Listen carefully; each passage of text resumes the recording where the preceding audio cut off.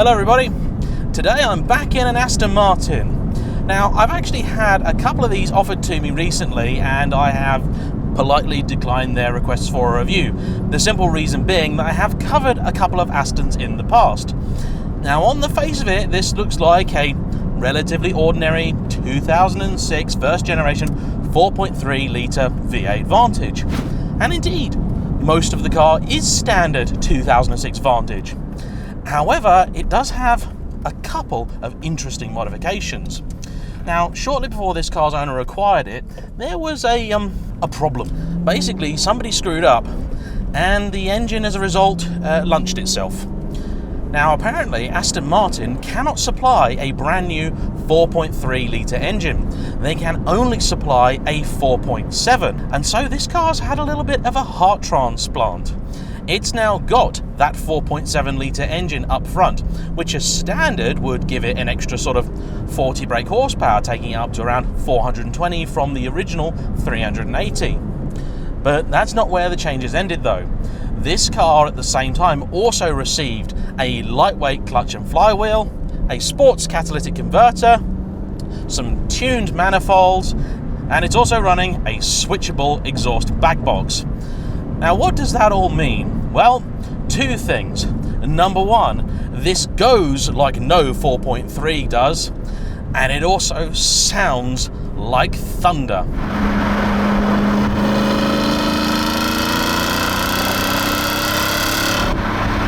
Pretty good, isn't it? That's with the valves closed. This is what it sounds like with them open.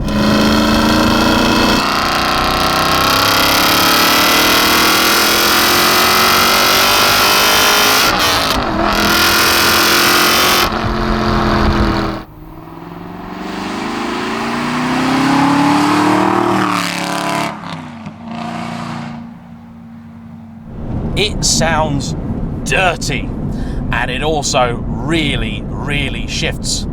The car hasn't been dynoed, but power is estimated at about 460 brake. Now, I've been driving, as is usual, a great variety of machinery lately, and it's always a pleasure to get back in something like this and to have it feel just as good as I remember. One of the things this car is missing is the stiffer suspension from later cars, particularly the Vantage S. And you know what? On roads like these, it is all the better for it. Now, heeling and towing in this car doesn't come incredibly naturally, although I think with a little bit of work it can be done, but oh my word, that is rude. Really raucous.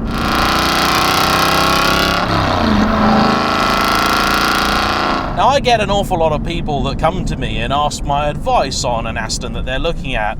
The most popular question is generally, do I need the 4.7? If you've been looking at these in the classifieds, you may have noticed the fact that the 4.7 does command a fair premium, the best part really of about £10,000.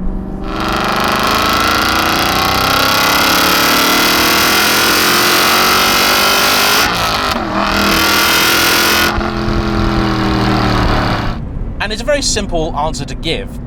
Do you like driving your car hard?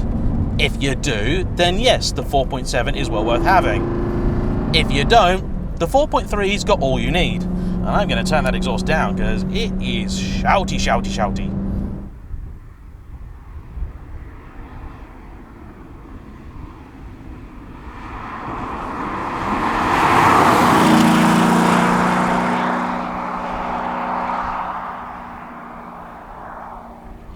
I mean, it's not quiet with the valves closed.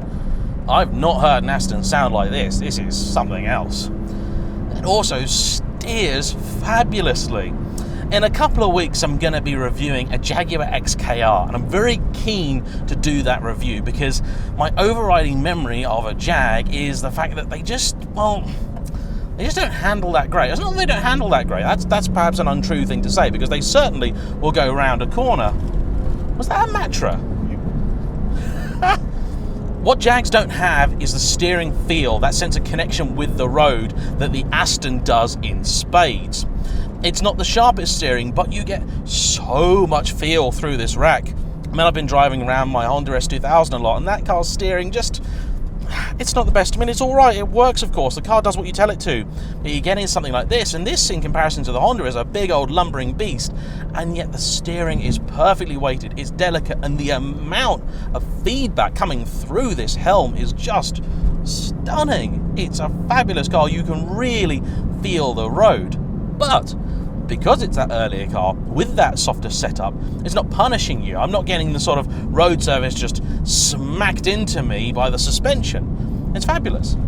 Now, of course, this being an earlier car, it does have the earlier interior, but that either will or won't bother you.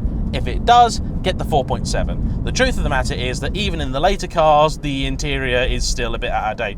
There was actually a third interior, which Aston debuted very, very late into the model run, so if you want the sort of most up-to-date of the old cars, you can seek out one of those, but I guarantee you, you will be paying a premium for it.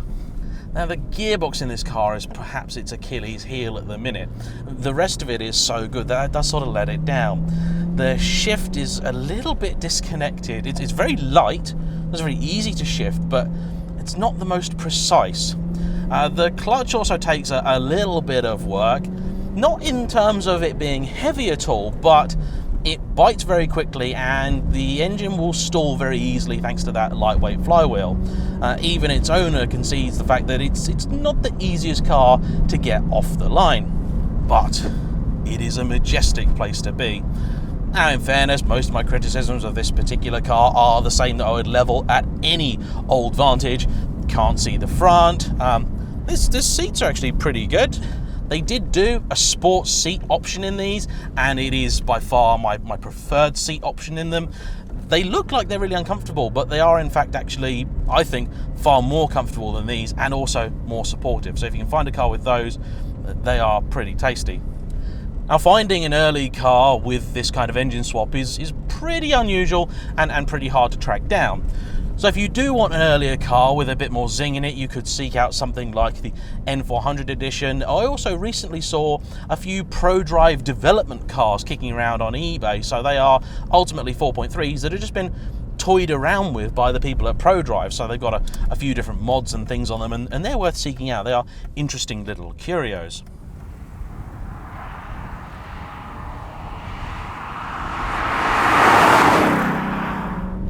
If you are looking at buying your first Aston, I still think that the V8 Vantage is a wonderful place to start. Now, this is the first of two cars owned by this kindly gentleman that I'm going to be reviewing on the channel, and the other one is really about as different as you could possibly get, and I'm going to be interested to see which it is that you guys prefer. However, I think this may be your favourite. I'm certainly enjoying it, and you know what? It's an easy car to drive once you get used to the clutch and everything, and it's just, you can drive it gently, you can bimble along, you can do all that kind of thing.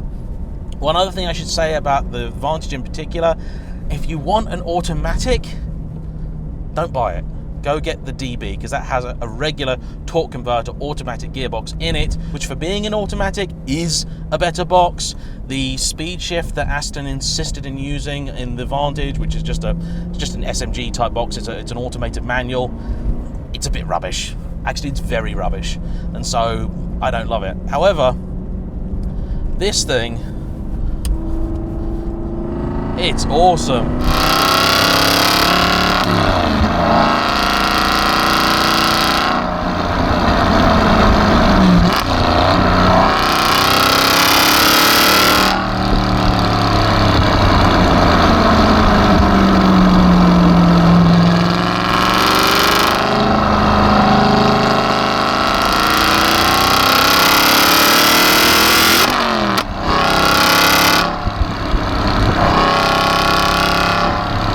Now, most of the tuning and setup was done by Bamford Rose.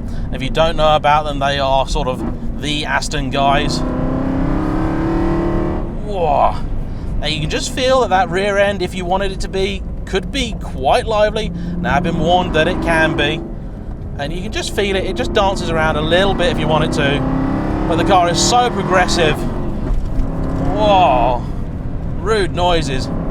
Yeah, when you start to move on a little bit, that's when the suspension starts to kind of float a little, and it's fine. You kind of work with it, and to be honest, your initial thought is that it's not actually that well damped. The truth is that it is actually very well damped. You're just going a lot quicker than you thought you were. God knows what this is going to be like when I do the drive-bys, because it's loud from in here, and it's very rare that I say that about a car. I know these cabins are really well insulated. It's a smile machine. I mean, it's an Aston Martin, and an Aston Martin, kind of like a Ferrari, as far as I'm concerned, it should look good, and it should sound good, and everything else is a bonus.